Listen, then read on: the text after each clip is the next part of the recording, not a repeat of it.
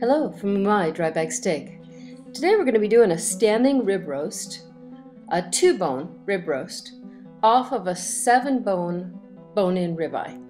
So here you see the 7-bone, the whole thing with the bone guard made of paper towel.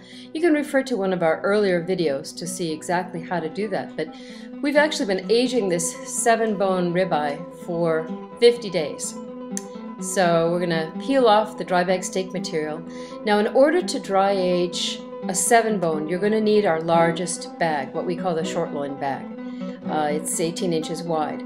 But if you decide to get, say, just a 3-bone roast or a 2-bone roast from your local butcher and you want to dry age that much, you can certainly use either our roast size bag, which is 10 inches wide, or our ribeye strip loin bag, which should be suitable for the 3-bone roast. So we're peeling off our kind of makeshift bone guard here.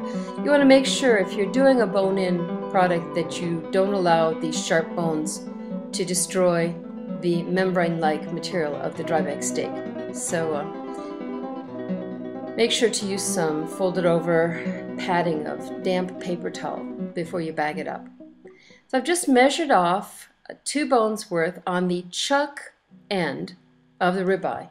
Now the chuck end is the side that has the shorter ribs, and if you look really carefully at the meat when it is fresh, you'll see that the chuck end has a lot more connective tissue, which is what makes it really delicious for a roast.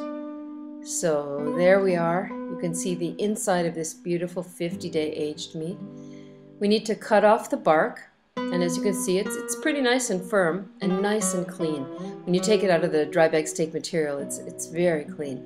So we're going to trim this bark off and then move the meat into position so that we can pull it off of the bones.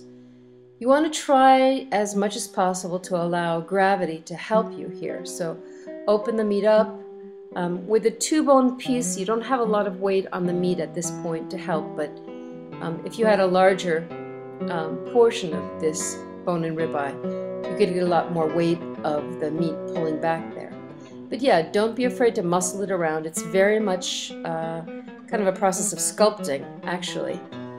So you want to pull that back, and the dry-aged meat will behave really well when you move it around. So we're going to trim in there with a boning knife and get these bones off as cleanly as possible, keeping the meat on the roast as much as we can. Okay?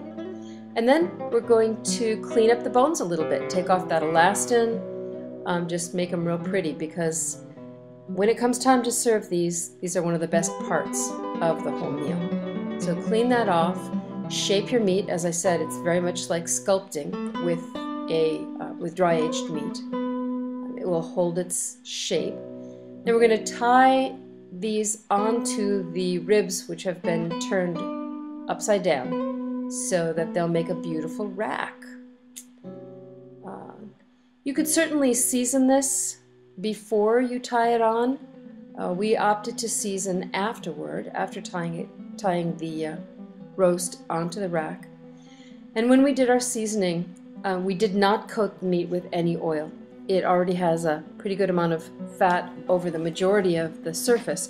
So we just used a little bit of butter rubbed on the ends, and then we used a generous amount of kosher salt over the entire surface, fresh ground black pepper, and a lot of freshly ground rosemary. The rosemary really imparted a wonderful flavor to this. So there we go. There's our standing rib roast. We cooked it to an internal temperature of 140. Now, actually, we cooked it to 130. And then we pulled it out, wrapped it up nice in a couple layers of aluminum foil with the thermometer in there. And then we just watched it over a period of about 15-20 minutes slowly rise to a temperature of 140. Once that temperature had stabilized, did not rise any further, and certainly did not drop, we unwrapped it from the foil and sliced it up. You can see what a beautiful crust that rosemary makes, along with the pepper.